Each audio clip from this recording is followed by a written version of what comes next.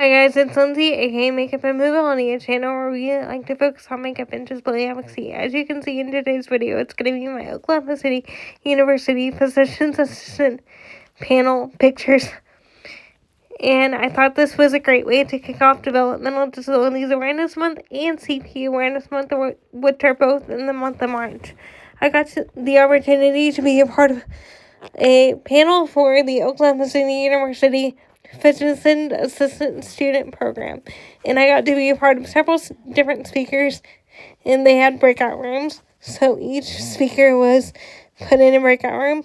This was Dr. Brett Beeson. He was really nice and very understanding.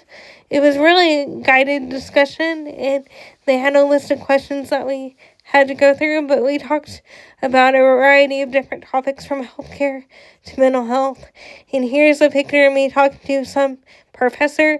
Here's a picture of me and my mom. We both spoke, and we just really had a great time. This is probably the most engaged and the most interactive class that we have spoke at before, and I just really had a fun time. We had a fun time, and they asked really good questions,